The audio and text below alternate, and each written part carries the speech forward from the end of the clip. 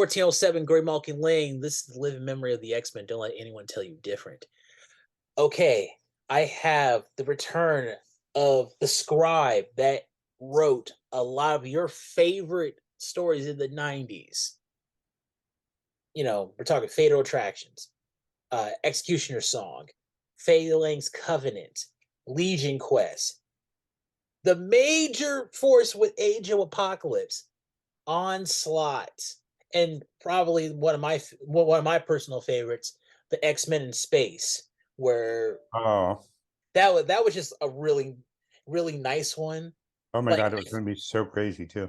yeah, just like, all right, real quick, when I was living in Minnesota and we weren't around a comic book store, and I would get calls from my family in California, and my uncles, they were X-Men fans, so they would tell me what was going on.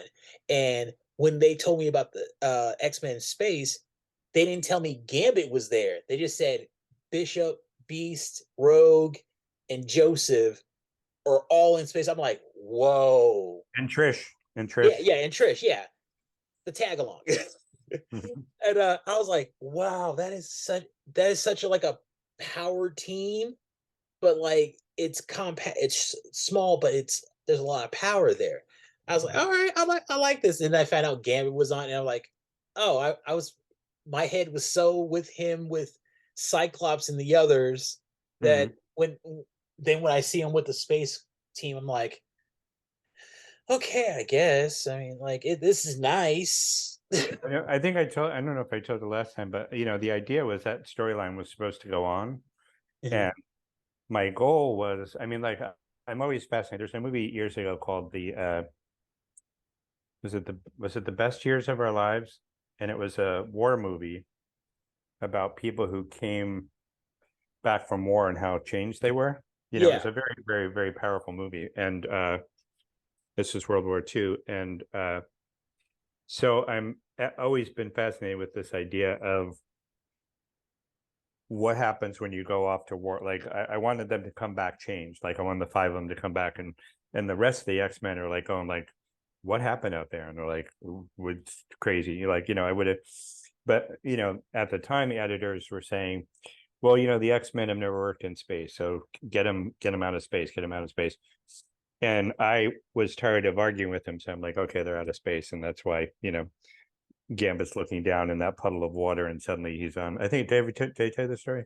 Yeah, yeah. Like, Yeah. but oh yeah, also I'm gonna say Scott Lobdell, ladies and gentlemen. Okay. I have a question for you though. Is there Sure. a zip code attached to your name or no? Oh, no, no, no. This is the address of Right, right. school. So is there a zip code attached or no? Oh, no, no, no zip code. Are you curious? I have always been kind of curious, but like, I haven't really thought about it really. Well, we should look it up. Maybe some poor person is sitting at 1407 Great Malkin Lane getting knocks on his door day in and day out because of your Right? broadcast. Right. Hmm? Hey, hey, hey, hey, smart man. All right. So last we didn't get a chance to really get into Generation X last time Hmm. we spoke. And recently I interviewed another podcaster who is a huge Generation X fan. We did the first 3 issues, and we started talking about the series as a whole. And like, just you and Bachalo were just amazing. Just They're the best. yeah, just the first 3 issues were so. I said like, hey, what's your one of your favorite story arcs, and we'll review it. And like we kind of talked about it. And your opener for Paige Guthrie for Generation X was her way. Oh, She's nature's way of saying, "Try harder. You're a mutant. Try harder." Jubilee. She's nature's way of saying, "Whoops." It was yeah, uh it was fun. it was it was so much fun. And like, also I noticed you put a couple of like things that Skin was saying to Paige, and Like he called all the girls gringas. Mhm. I'm like, how did this get past the code? Oh, well, back then I think people were a little less. There's a speech that Professor X gave once in Central Park during, I think it was the Executioner song? Extinction Agenda, Oh yeah, Executioner's Song. yeah. Yeah, and I have to say, I mean, like I read the other day, I'm like, how did I get that through? But Right. you know, It was nuts. No, so, I just you wrote these kids the like so like there are probably my favorite class because I would say they are the most successful X-Men class because 5 out of the 7 of them went on to become X-Men. oh yeah, oh good. That's Great good. X-Men. Well, it's funny is I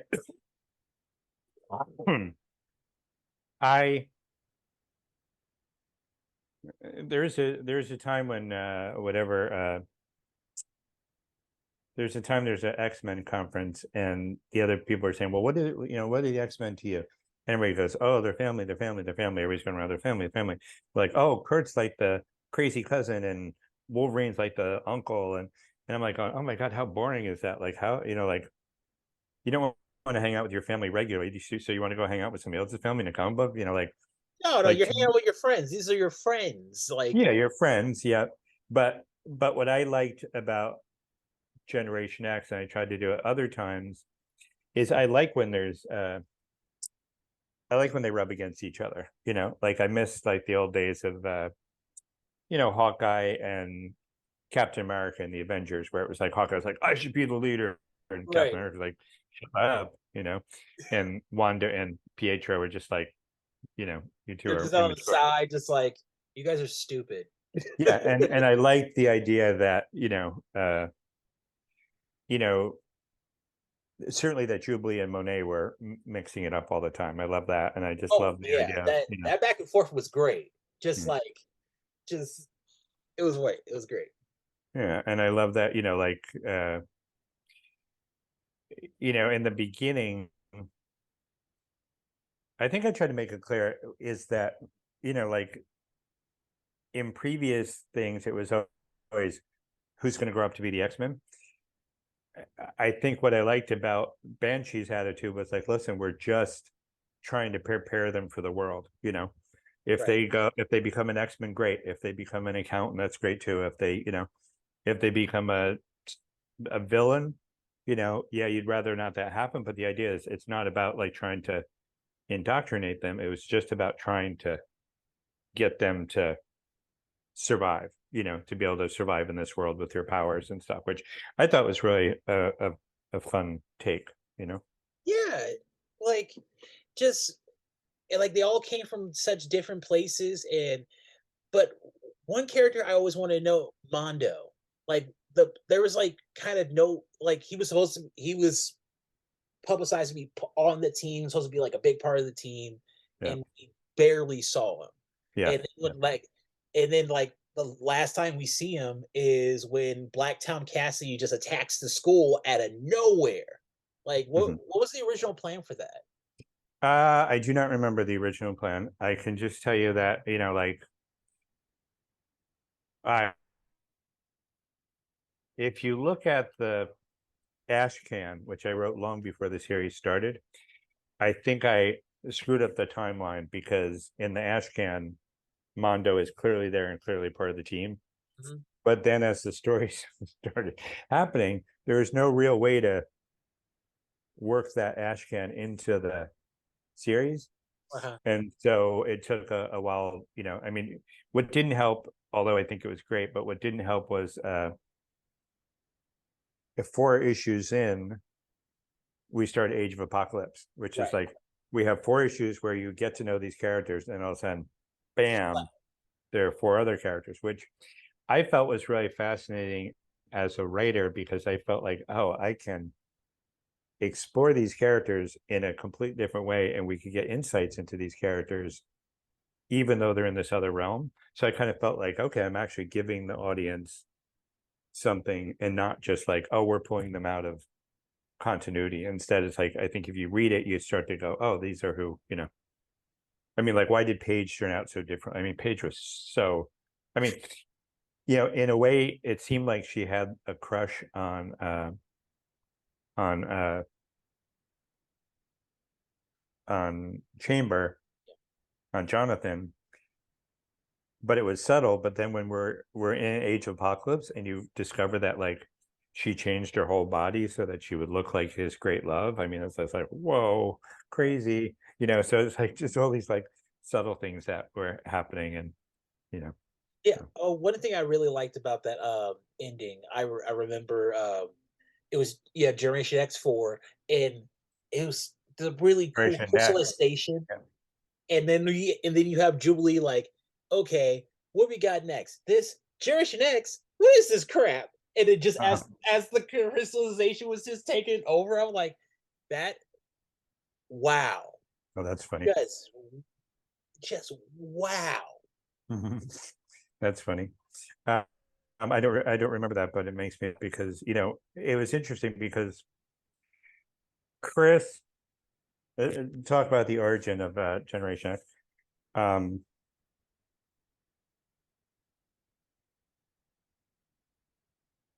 Chris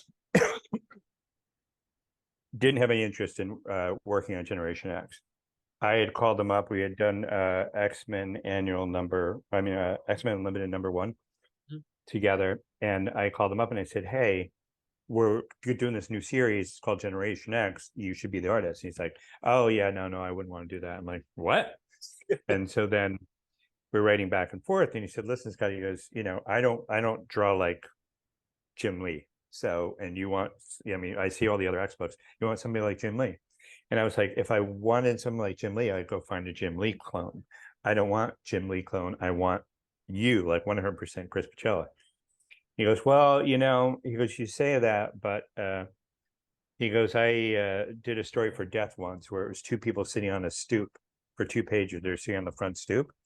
And I had them having this conversation back and forth for 2 pages, and all we saw were their knees, you know, sitting on the stoop.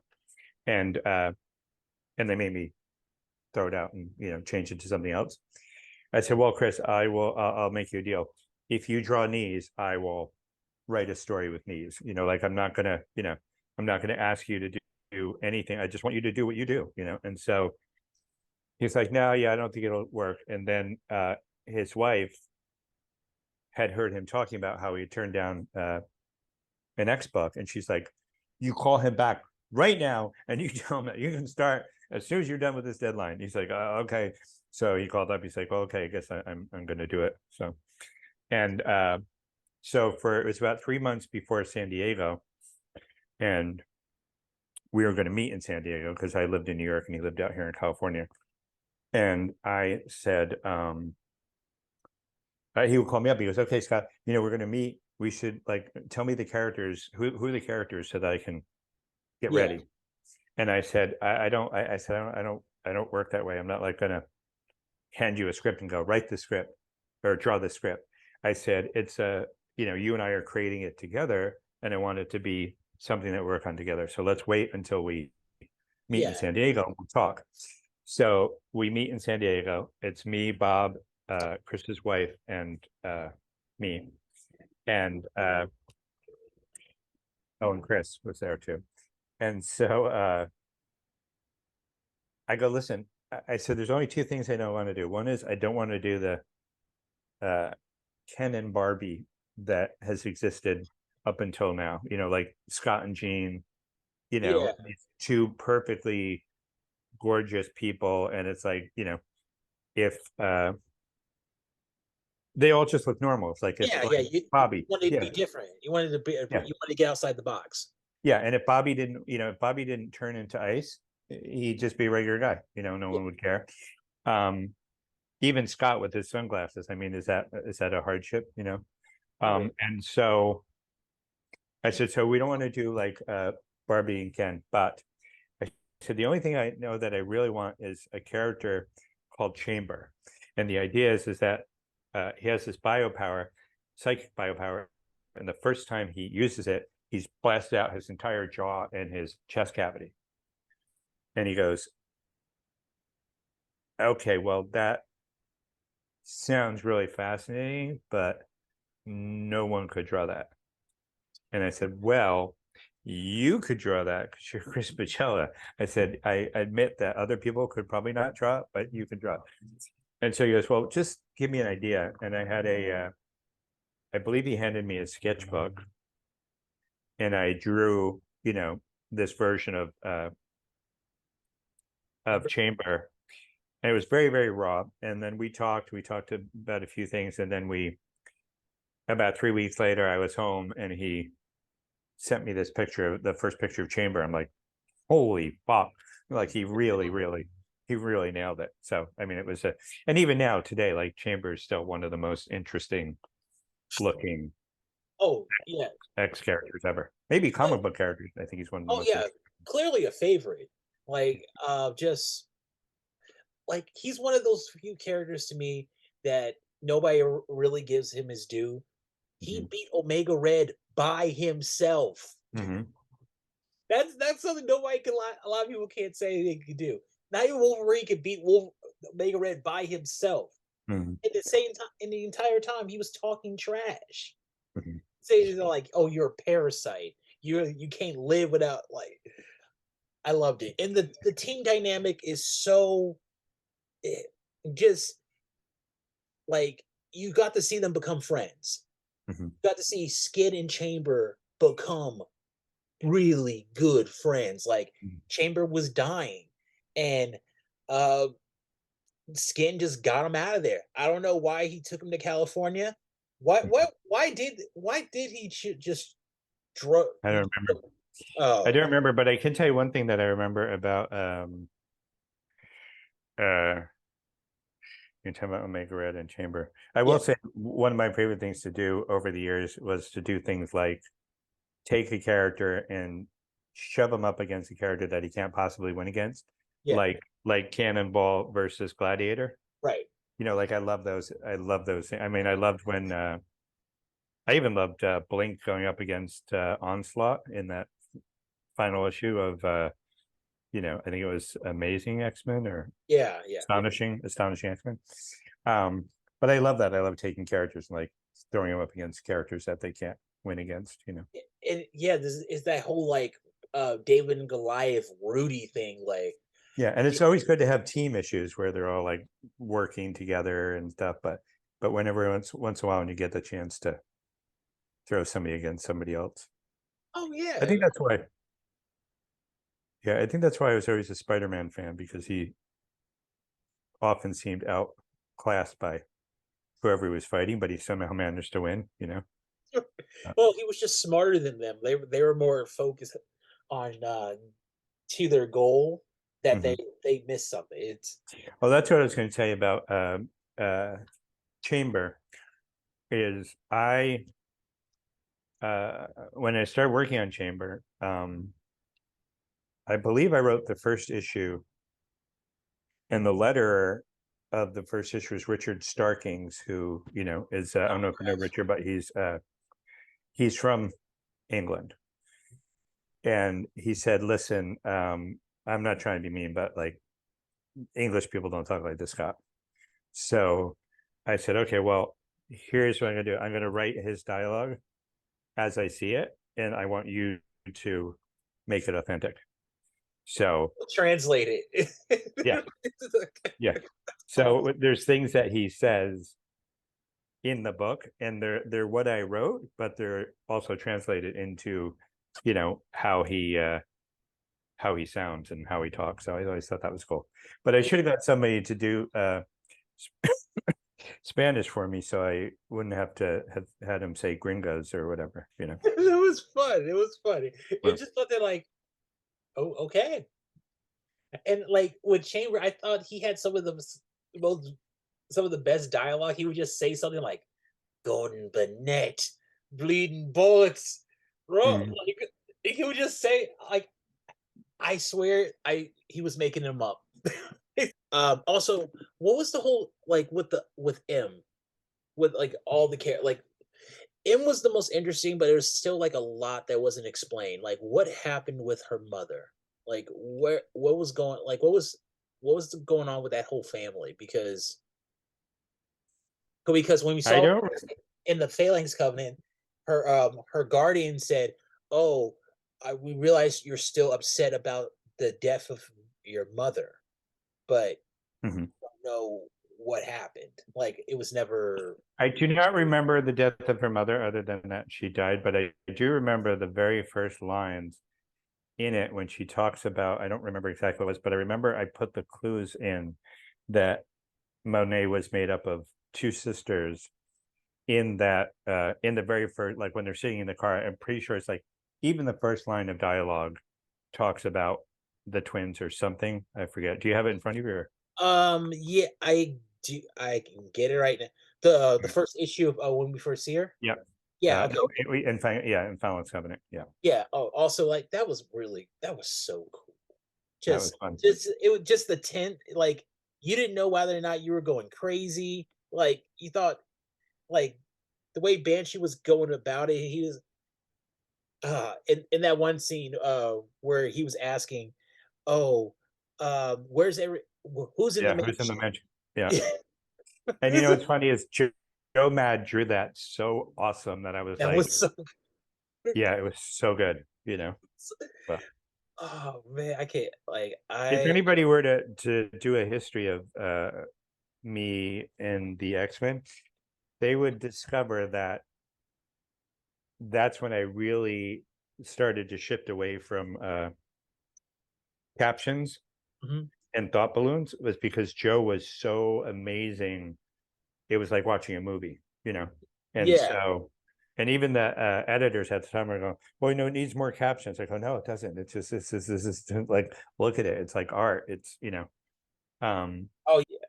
yeah. So what's the very first thing she says to her? She says all right, she says to her, "I don't care how much money you're paying me," I say to him. "You're off your blooming chop, you are. I ask you, what could that father of yours be thinking? It's been 3 months since you said a single word to another living person.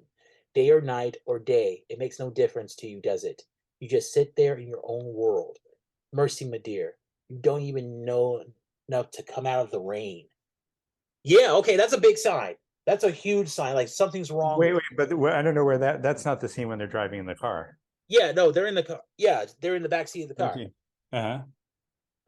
Ugh, oh, come on. Huh, Oh, and come that's on. the first scene. Okay. Yeah. Um, yeah, well, that's the thing is like, what I always thought was interesting about Monet is that when Chris sent a picture of her completely drawn, and he goes, "What about like a black Wonder Woman type character?" Mhm. And I said, "Well, that would be interesting. I like where you're going with it." I said, "But it has to be it has to be something different. It has to be like, you can't just have this like Yeah, hot black superpowered girl. Like, yeah. so, she needs some She needs something. something." She needs a hook. Yeah. And so I said, what if it was two 8-year-old sisters who one is autistic and the other's not, and by merging, they become this superpowered person. And the idea was always going to be that two things. One is that Banshee and Emma were going to at one point discover that she was two 8-year-old girls and Mhm. go, listen, it's one thing to take, an 18-year-old, Like a 16-year-old girl yeah, who, yeah, or a 16-year-old super woman, yeah, like a Wonder Woman, out on adventures. It's another thing to take two 8-year-old girls, like, and one of them's autistic. And so they were going to say, listen, you can't be in this group. And she would say, the only possibility of my sister having a normal life is by us being merged. Like, you can't take that away. That is us. That's what we decided. And you those can't are take that away from us. So it's going to be like this kind of like gray area. Like, she was the most powerful person on the team, arguably, but is it their place to keep her on the team when she's just two kids? I mean, that was like, I love the moral dilemma of that. The other thing that uh the other thing I liked was I wanted to reveal that when that came out, suddenly Jubilee up until this point has been arguing, like, from her Jubilee point of view, like, you're a jerk, and you think you know everything. Oh yeah, Miss Smarty Brains, da, da, da. yeah. And then and then Monet was always zinging her back. But then the idea was that someday, at one point, Jubilee was going to be like, "So I've been arguing with the 8-year-old for the last, like Yeah. to think that her sparring partner has the mentality of an 8-year-old was going to like really humiliate Jubilee." But I don't know that I ever got around to that. So One thing I like was that was great. Also, the with the twins, I pitched this to my buddy. If all right, at one point you had Artie and Leach, Howard the Duck, Tara Nile, and I forget Howard the Duck's girlfriend. I always forget. Oh, and Glorian was in there too. I think Glorian. Yeah, I would say you add in the M twins, you got a new power pack Hmm. with Howard the Duck being the babysitter, and Uh-huh. they're and like Oh yeah, that would have been good. Yeah. that. I thought that would have been really. It will give the kids something to do, keep it Mhm. light, Yeah, I think I could have easily spun off that particular group. I mean, especially at the time when X-Men was super hot. Oh, it was and with the M twins. It's funny that you say like Wonder Woman. I was thinking Shazam. Mhm. Oh, could because of the kids, they have to like they have to just merge together and become one person, Mhm. and like I thought that was really What cool. what's interesting too is that there's a what was it? There's a oh, if you look at all the clues, we were talking about Generation Next before. If Yeah, you look at all the clues with Claudia and Nicole. Oh no, Nicole and Claudette. yeah, Nicole and Claudia, like you look at all those clues that are in there that like the one know-it-all is her and her autistic state. Yeah. So it's like, so if you go through and like look at all her appearances, you're learning a lot about what was originally the dynamic. I mean, as you know, when I left, Larry took over, and I don't know what the hell happened to the character. I mean, like, It I mean, I left enough notes that anybody could have done it, but I don't think he ever read them, and I don't think the editor read them, and I don't think anybody, it was like a Larry, whole different series after that. Larry kind of went like Chris Claremont, Doctor Who. He went like he has his own little style with the Lando, Luckman, and Lake stuff that it was that's never been explained. That's the and like it yeah, it just kind of get into that, and then they get another one, and then they end it.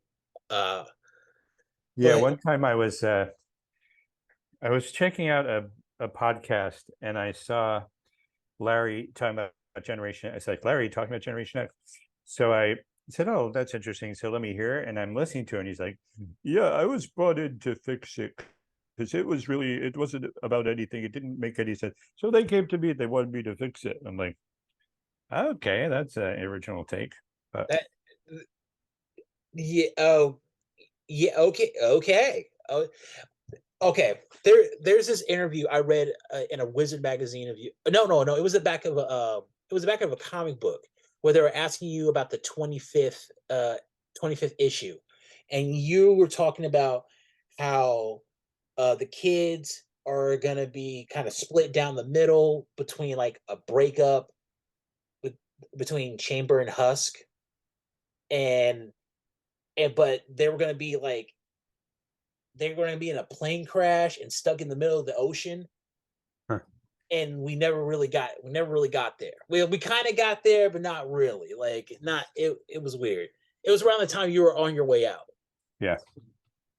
But Well, I mean, did I do issue 25? I don't remember. yeah, you did. Black Tom had taken over. It was crazy. Um, like Black Tom wanted to torture Banshee by saying like, "Oh, you took my kid. You took Siren away from Oh me." yeah, yeah. Yeah, That was I sad. but the escape scene between with Howard the Duck and the kids getting away from Black Tom, that was great. That was they just jumped off, blew up the biosphere, and ran into the man thing. That's funny. It just and Yeah, that's so. Oh yeah, what was the whole thing with Gateway and M? What was their whole connection? I don't remember. I can make something up, but I don't remember. See, dang. See, I later on, Bishop, who came in to investigate when M Plate had taken over the school, Hmm. he saw M, and in the days he called her mother. A Oh yeah, lot of yeah, people, yeah. I do remember that. Eventually, he was. That was in my head. She was gonna grow up to be his mother. It seemed like time wise that would work out about right. see. Okay, all right. I have my own theory about that. Like, there's a character came in later. His name's Manifold, and yeah, eventually, like, evidently, I kind of link it that Bishop is actually the nephew of the Black Panther because Bishop is Shuri's son. Oh really? Yeah, and she married the grandson of Gateway. So that and Claremont already kind of connected that Gateway and Bishop are related. Like that's like his ancestor or something. Yeah. So connecting dots. That's why I learned with the X-Men. You connect dots, no head canon. Just whatever looks simple as explanation is probably the best one. Hmm. Yeah. I mean, there's definitely I I think the older we get as people reading a universe, you just realize like people just need to be relaxed more, you know, because it's like you know. Uh, the good thing of it used to be that DC was always blowing itself up to try to gain some respectability, like with Crisis on Infinite Earths, and like we'll reset, we'll reset, we'll reset, we'll reset. But X-Men, I mean not X-Men, but Marvel was about like, no, this is our history. Like everything that happened, everything you read has happened, Yeah. and we're trying to figure out. And then people are like, well, uh, Peter Parker would be 55 years old now. So, and you're like, okay, well, he's not. It's a comic book, like, I remember one of the saddest things that I ever was a part of is they canceled Marvel Comics. They canceled Marvel Team Up, Mhm. and I was like, why are you canceling Marvel Team Up? And they go, well, I believe it was Kurt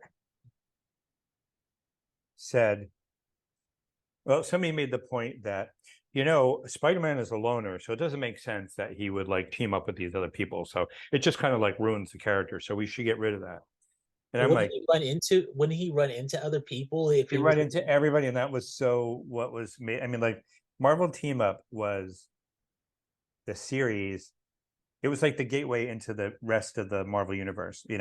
You could be a Spider-Man fan, and suddenly you heard about like Moondragon and Nighthawk and the Defender. What's the Defender? I got to go read that. Yeah.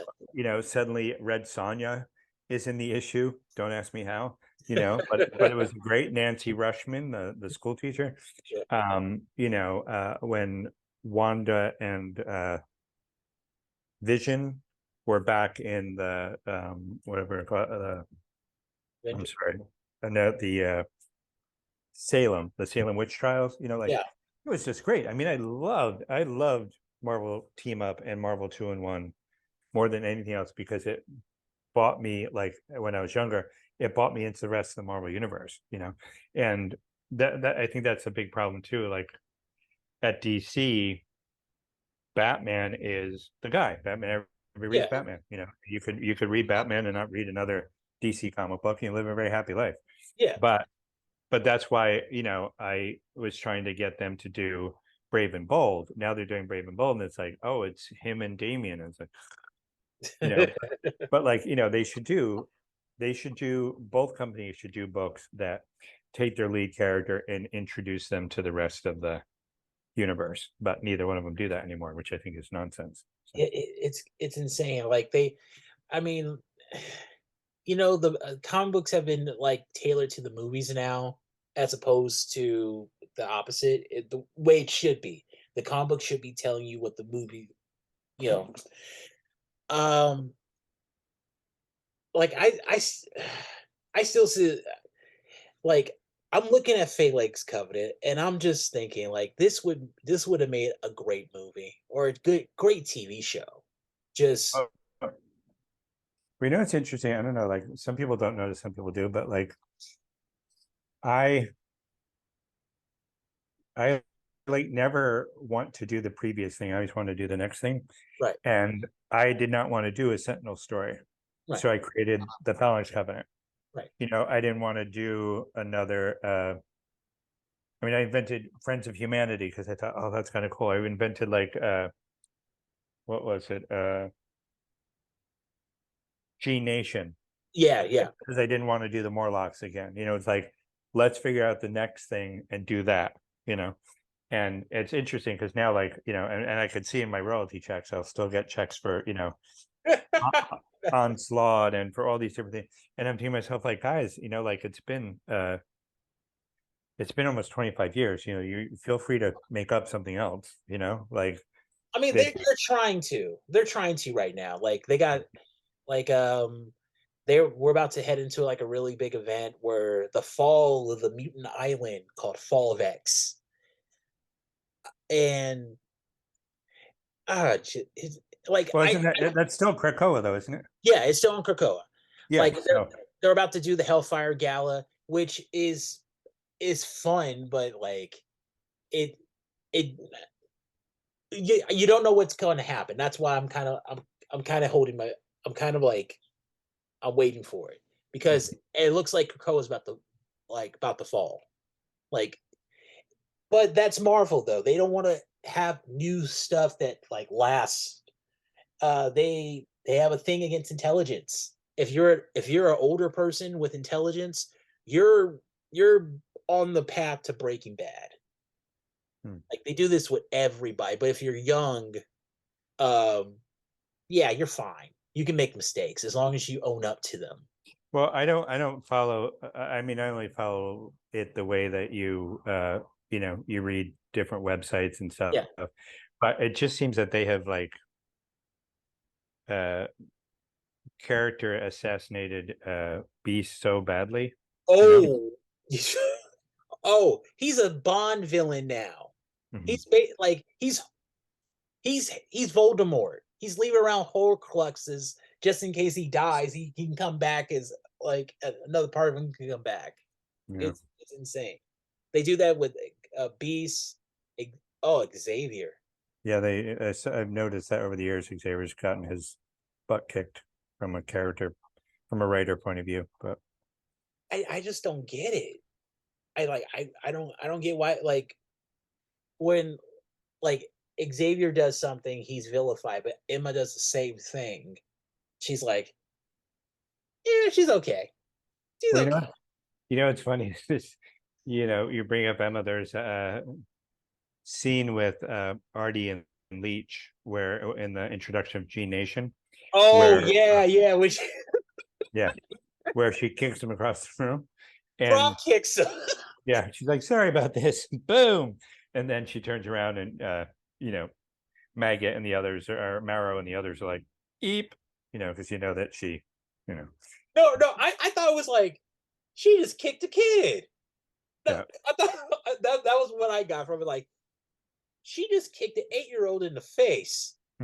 But also that idea that like now, you know, they Oh were like yeah, I taunting think the her shock of and the kid. I mean, yeah. I always think like it's a kid getting like assaulted by it by a Well, you full know what? adult. A editor cornered my editor Bob and said, "You have to write her out of the book now because you know Scott had her like kick a kid." And so he came to me. He said, "Listen, you're going to have to, you know, write her out because she kicked a kid." I go, "So what?" I go, "It's you know, it's Banshee didn't kick a kid." You know, White Queen kicked a kid. I mean, like that's who she is.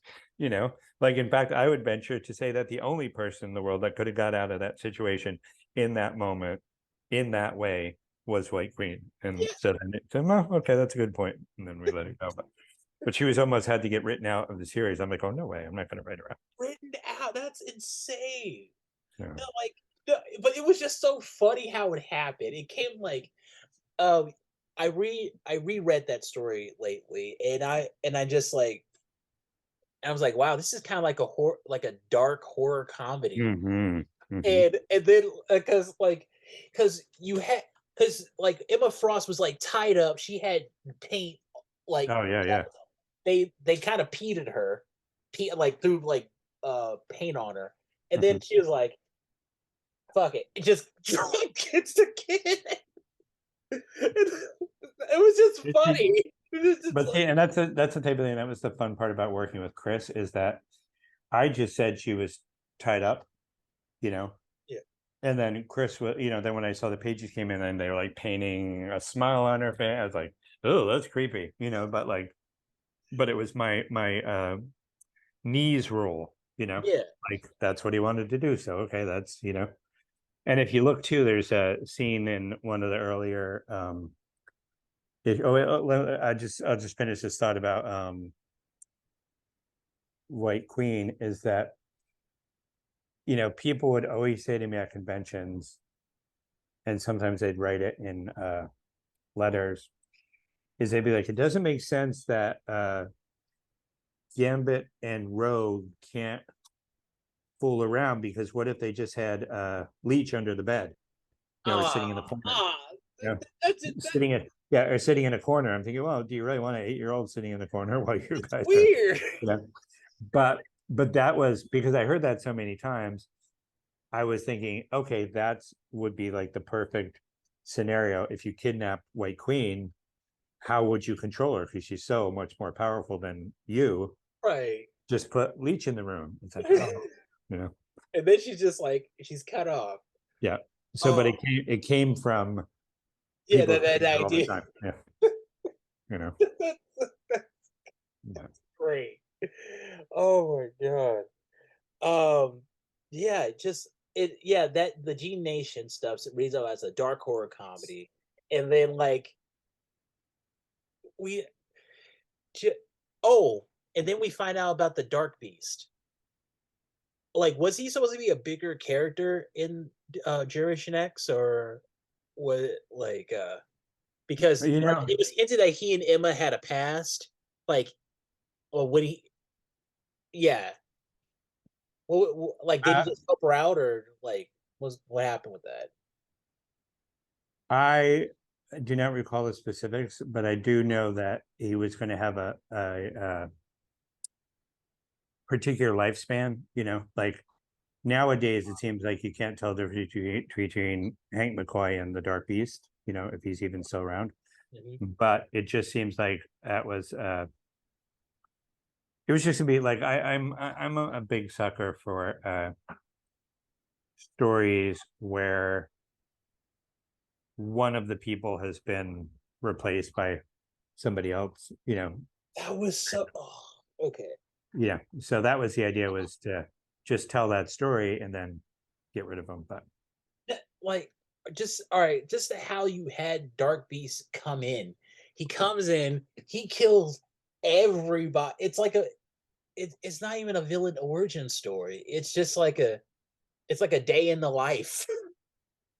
yeah, I don't remember that. Did I read that? I don't even remember that. Well, It was X-Men Unlimited 11 when we found out like Dark Beast took replaced Beast, and like the one word that we kept hearing was because, and that's something like, are you sure that I wrote that? I don't remember I know, writing probably. Unlimited that far into the series.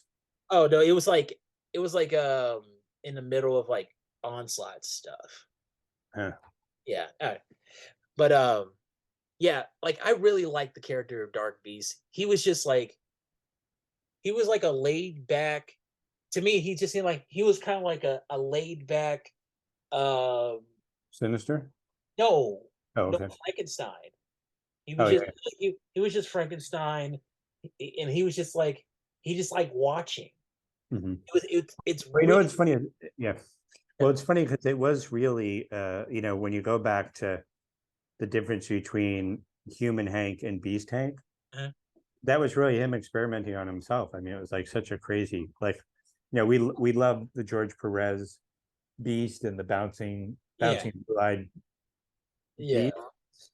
But really, when you think about it, like, I mean, what other person would be like, well, I'm gonna see about this music, I'm gonna experiment on myself, and suddenly he's the beast. And it's like he was such a cool character when we met him, but uh but it was really kind of dark, really, his origin, Oh, absolutely. Just um just how he kept experimenting on himself and just Mhm. uh Beast, I kind of look at it, it's kind of sad. He kind of has the tears of a clown He because is up a clown. nobody because when he got replaced, no one noticed. And this is a house full of telepaths. Mhm. No one noticed. Mhm.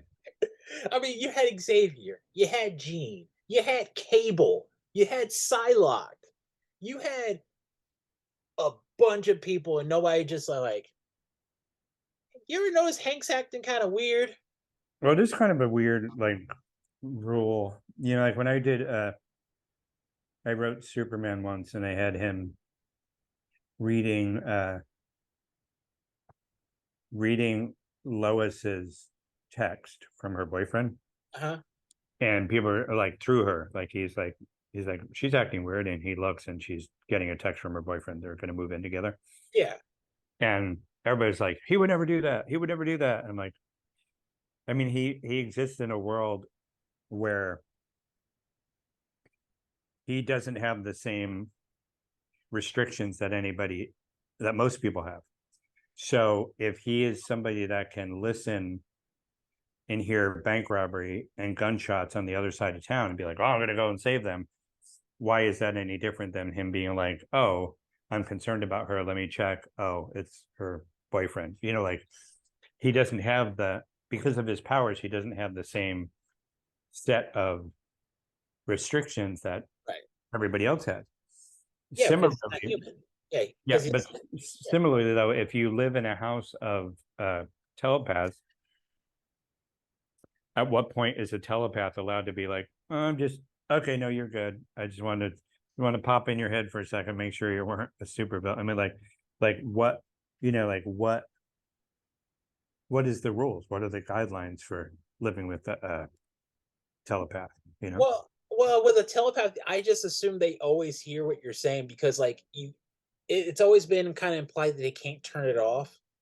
So they can just kind of like it's kind of like with music, you just kind of have to dull down the noise. Hmm. So with yeah, I mean, with that many telepaths and that many people at the mansion at that time, like the X-Men with their big roster, and then you have an X-Force and their big roster.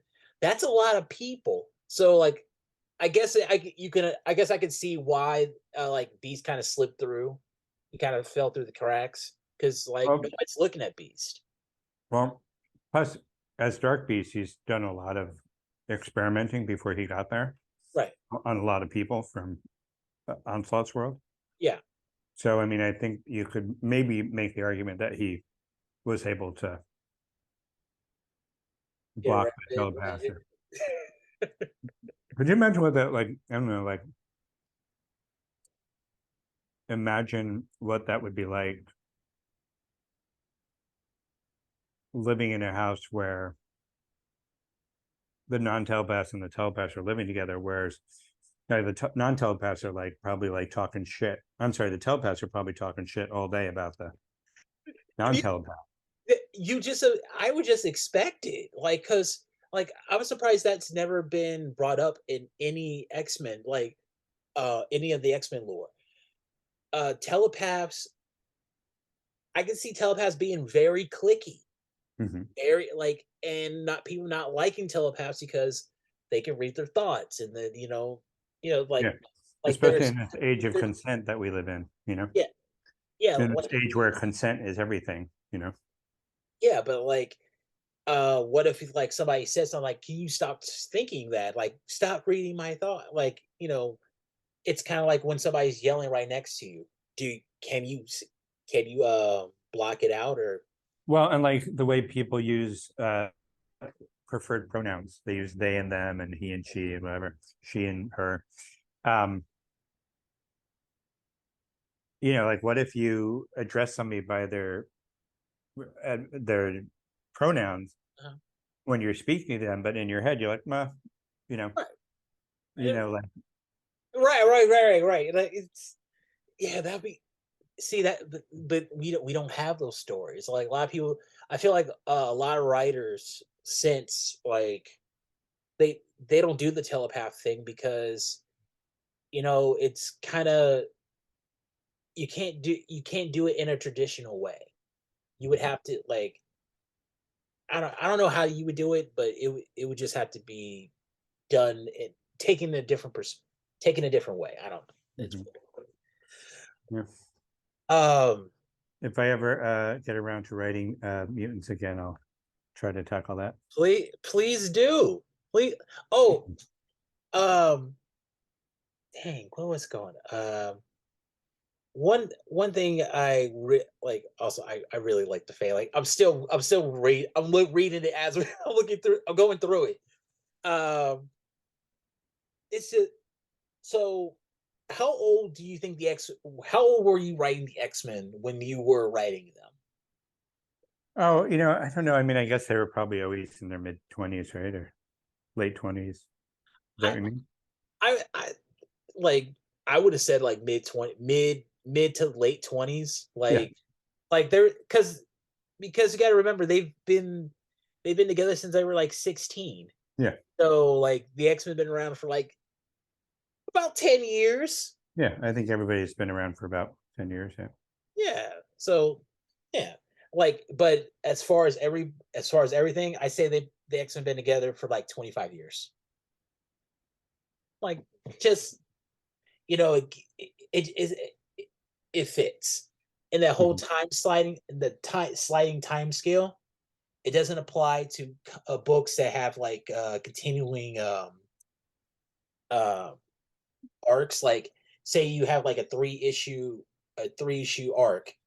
That's 3 months for us, but for in the books, that's like 2 hours.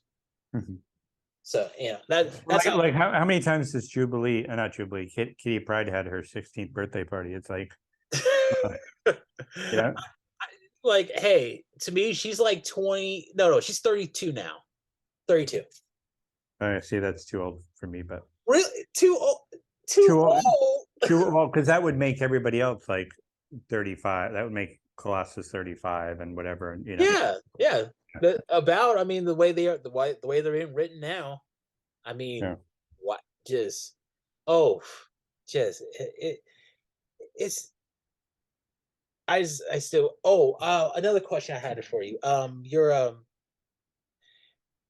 When you brought back Archangel's Wings and Uncanny X-Men 338, what was the what did you intend to do with that?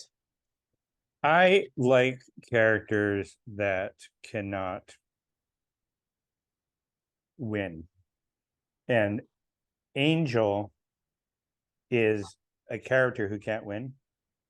And Archangel is a character that could kill Wolverine probably if he fought hard enough. Yeah. So to me, I kind of felt like, you know what, the Archangel story has gone on as long as it could. And the idea that this guy was, I mean, essentially Archangel uh, is a rape victim, really. He's a I would character. say he's an assault victim because he got like I say Yeah, assault, like not yeah, not a rape victim, but he just got like mutilated, like somebody like cut his face or something. yeah, that's fair. And so you can actually edit that word out so I don't Oh get yeah, mad. yeah, of course, of course. Um, he's essentially an assault victim who, uh, tried to, certainly made the best of it. And, it was an interesting character, but I just felt like, you know what, it's time to let him just be himself again. Yeah, And I like the idea that in a way, the same way that he didn't have any say over becoming Archangel, yeah. I was like, you know what, let's just let him wake up one day and be like, what the fuck happened? The wings came back. Yeah.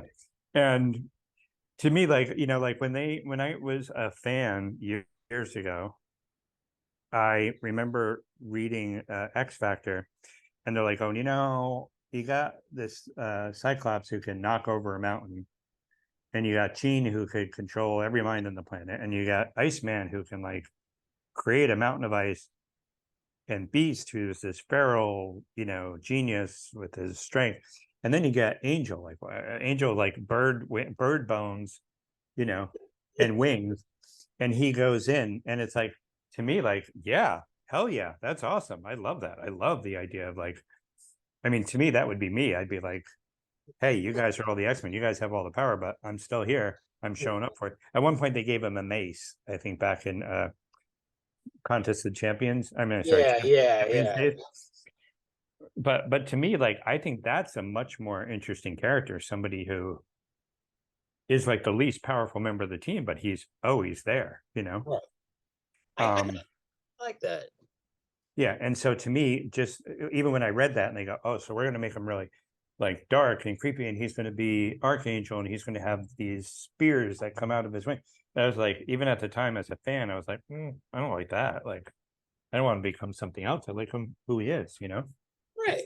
It'd be like giving Spider-Man 8 arms and be like, oh, okay, now he's Spider-Man. Okay, well, I guess And nobody can buy his shirts, but what I really liked about that issue was because like it seemed like things were going like things were looking better for Archangel, but things were getting worse for Psylocke because at the time she was still um, going through the effects of the Crimson Dawn. She was like, it was kind of implied that she was slowly losing her soul. poor thing.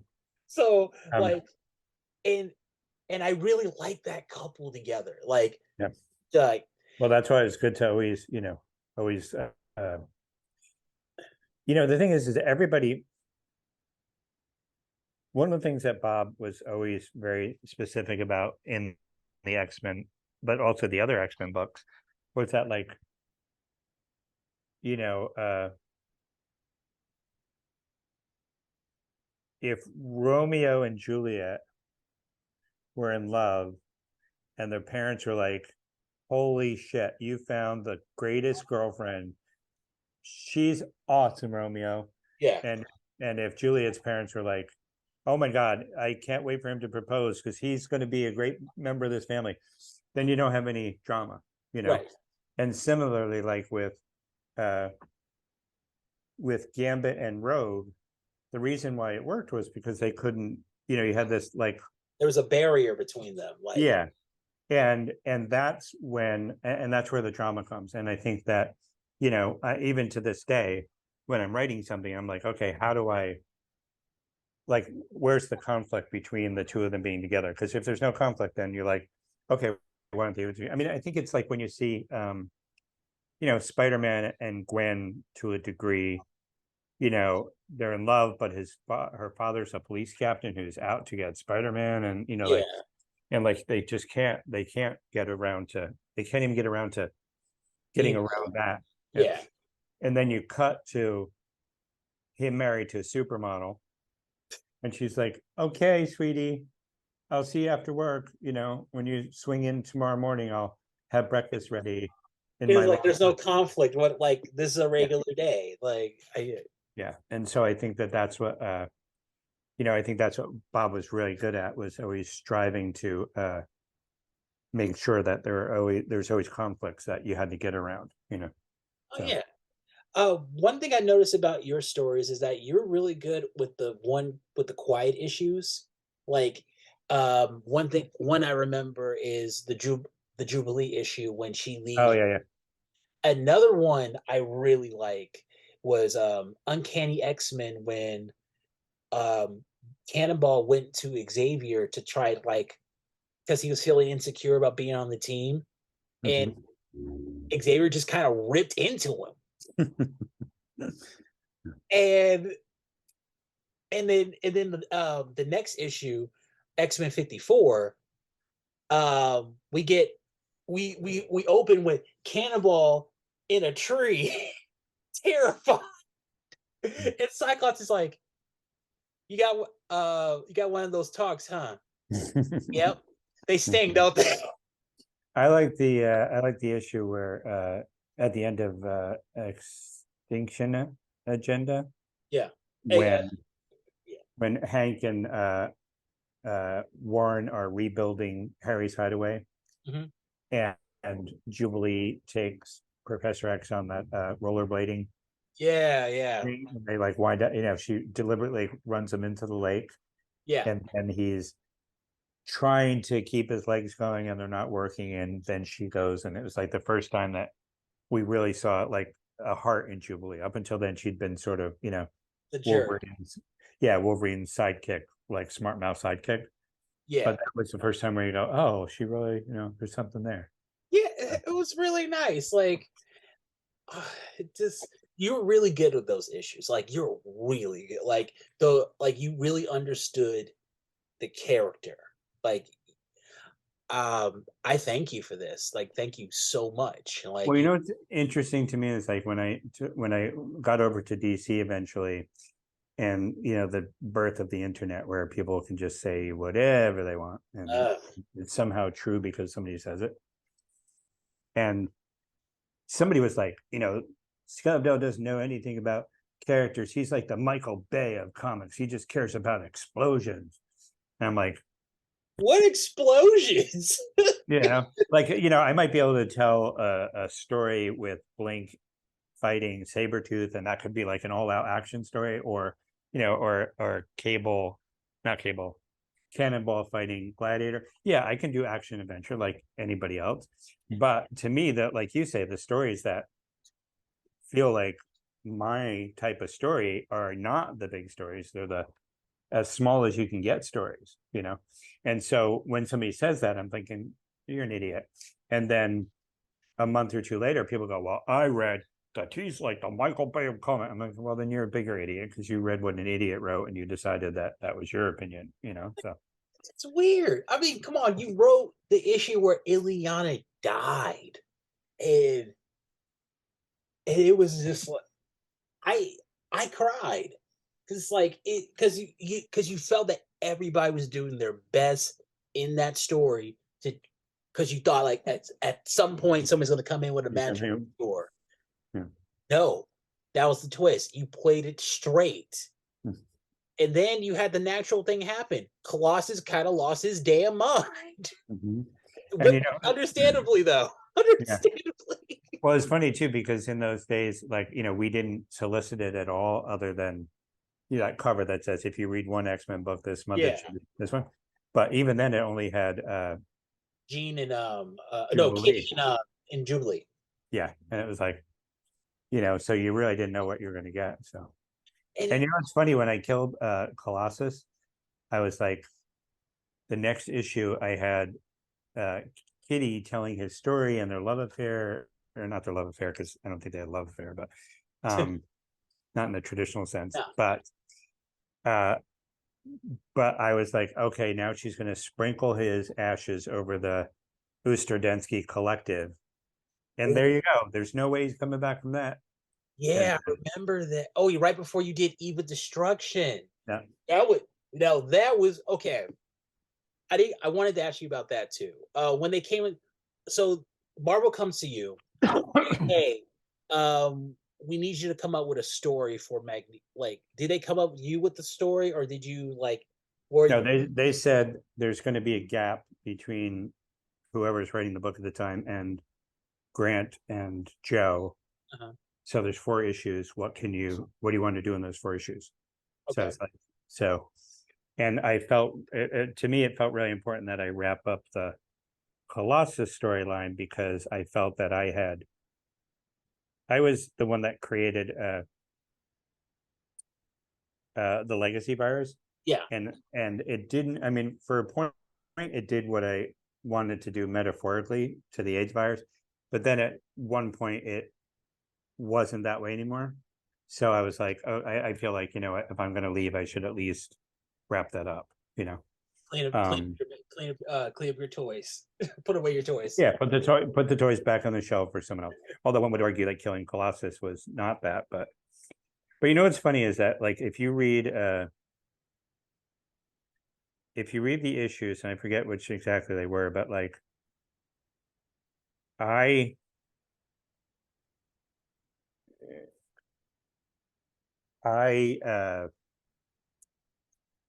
always, the best thing about the X-Men is always change, change, change. And so I was always like, okay, I'm gonna like change the roster. I'm gonna bring in Maggot. I'm gonna bring like all these things. Yeah. Um, and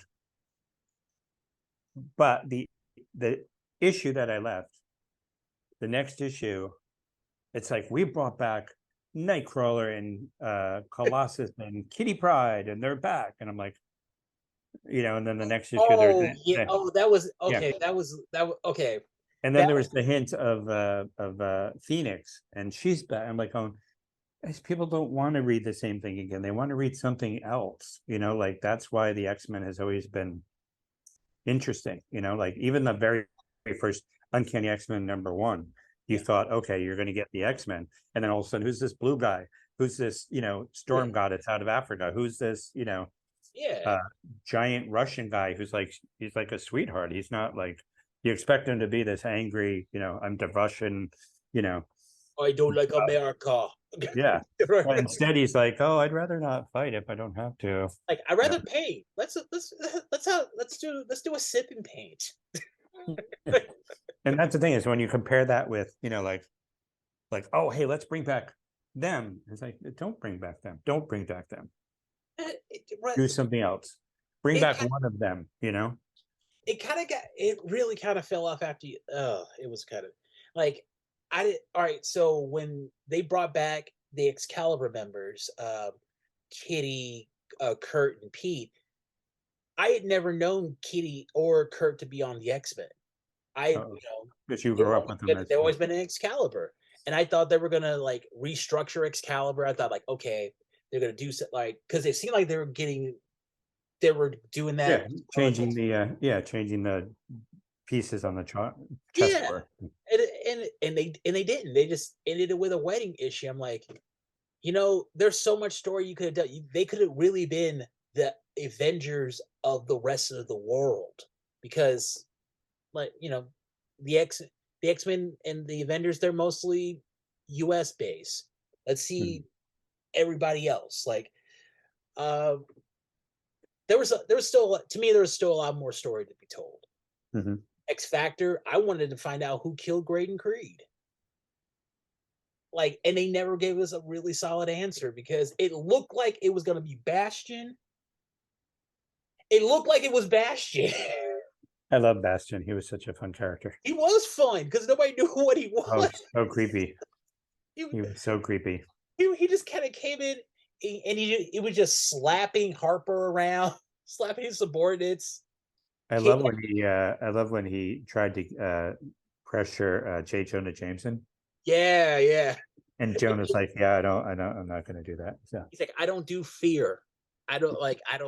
yeah, I'm not going to just randomly attack a race of people for Yeah, it's And that like, was like that was so cool. In fact, I always think that if I had the opportunity to, especially because J.K. Simmons is so amazing, I would love to try to do a J. Jonah Jameson movie with that character. Like sort of like a All the President's Men, but set in the Marvel universe. oh yeah, that would be that would be really cool. That would be really cool. I always thought for like the Friends of Humanity, if in this age of social media and video like YouTube and stuff, why Mhm. don't they ever do like one of those like documentary style videos where it's in black and white and they have a person talk about what's happened to them by a mutant. Say, Mhm. "Oh, I thought I was talking to this one person.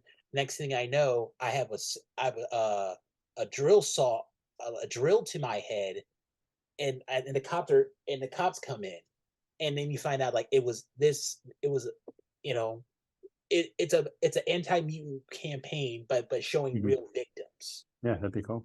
Yeah, just in, give them a reason.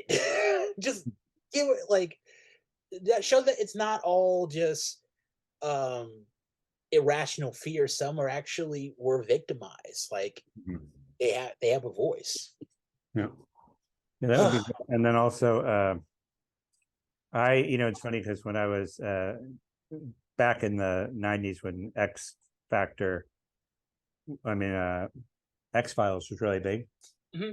People would always say, like, in X-Men meetings and stuff, they go, what if we have like this team, and maybe it's like two people, but well, you do it like the X-Files, and where they go around and they hear like, oh, there's like a flying bird person or something. Yeah, I go, that would work everywhere but the Marvel Universe, because there because is probably a flying bird person, and there is the thing, they know you them. know, They know them some personally. orange monster who's walking through the street. It's like, it was just it's like, instead of trust no one, it's like, well, trust everyone because everybody is a mutant or everyone's a superhero. It's like one of those concepts that didn't, but It'd be like, that's not a Bigfoot, that's Sasquatch. Hey, Walter. hey, Walt, hey, buddy, how's it going? Yeah. It's like, oh no, that's good. I'll see you guys at the barbecue on Saturday. Yeah. No, just like you left the X-Men in such a great place. Like, even like it seemed like it was getting darker, but at the same time there was still like Xavier was gone when you left. The X-Men were kind of like they just got sucker punched by Operation Zero Tolerance. Mhm. Just Did I ever tell you how that was supposed to end?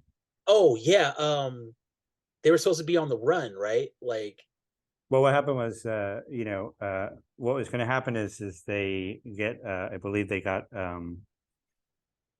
pulled into the Shield helicarrier at one point, right? mhm, And what was supposed to happen was, the helicarrier was going to start to shake, and people are like falling out, and hundreds of agents are falling to their death, and you're like, what the hell is going on?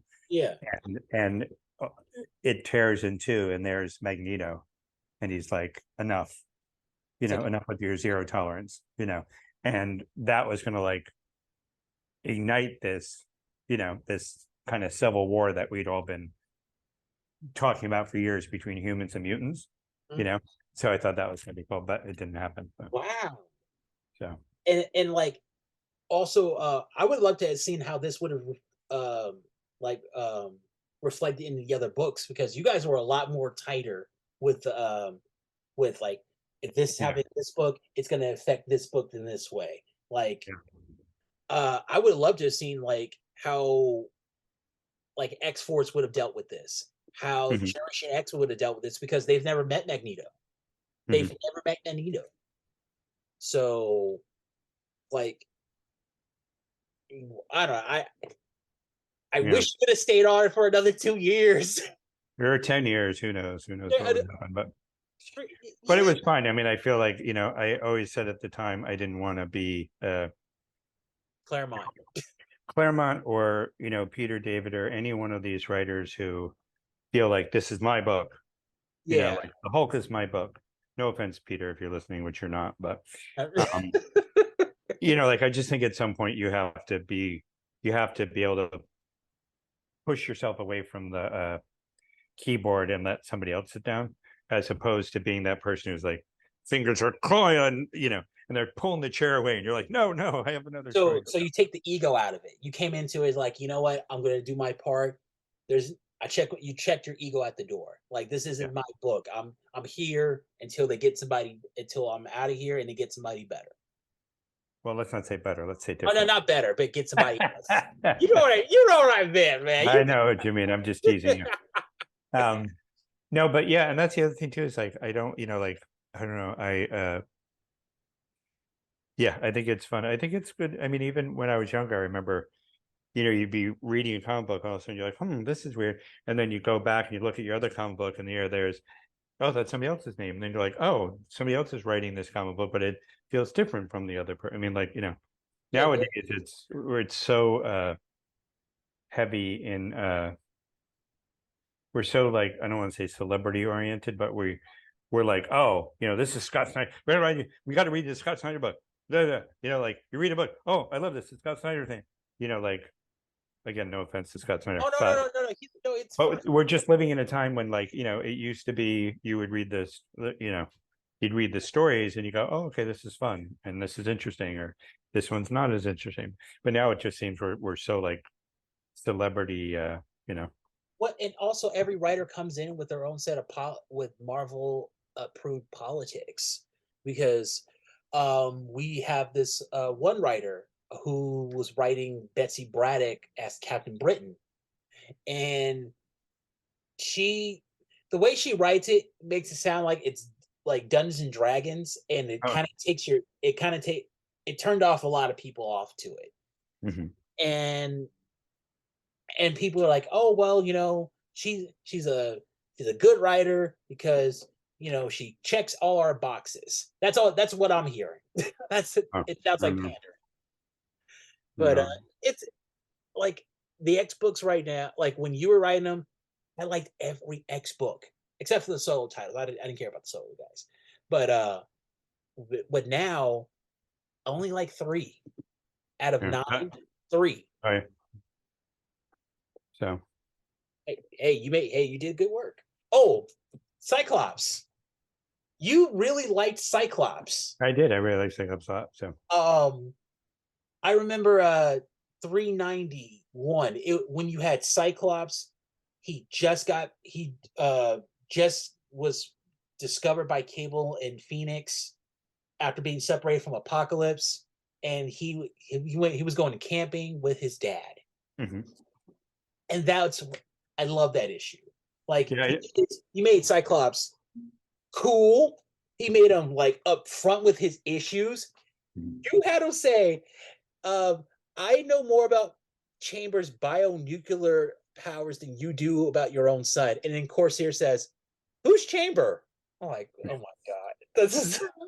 I This liked is I liked it when he said when they're at the campfire and he goes, "Hey, why don't you light the with your campfire?" with your lasers.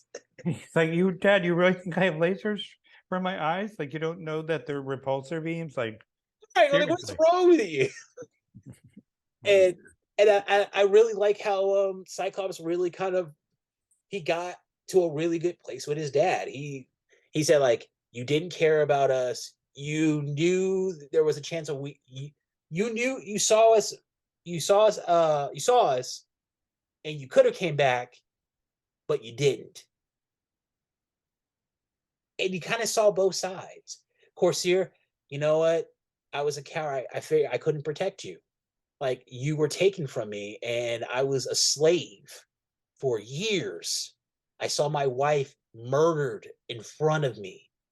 I was broken. I didn't want to. I couldn't come back. And Cyclops is like, we could have used you because Sinister got to me, and I'm all messed up. Mhm. Yeah, no, it was a fun I mean, I like that was one of the things I used to like was looking at a situation that we saw. I mean, how many times did we see, that Shi'ar guy entering the room and Corsair's And there, and yeah, like we've seen it 100 times. Like, okay, well, what's that story? Like, what is that? Like, how does that feel? And like, I just thought it was really cool to try to yeah, get in. and and, and then we find out later on that like, oh, there was a third Summers brother, and That was all Fabian. Yeah, yeah, yeah, never. yeah. I was like, you know what? Maybe we like. I was okay with Adam X. I was okay with Adam X the Extreme. I would have brought him back. Yeah, I never understood all that, but It's um, yeah, I will say though, to your point though, yeah, I really did like Cyclops, just the same way I liked Professor X. Like I always used to say that having Wolverine on a team is interesting. yeah, Having a team of Wolverines is not interesting.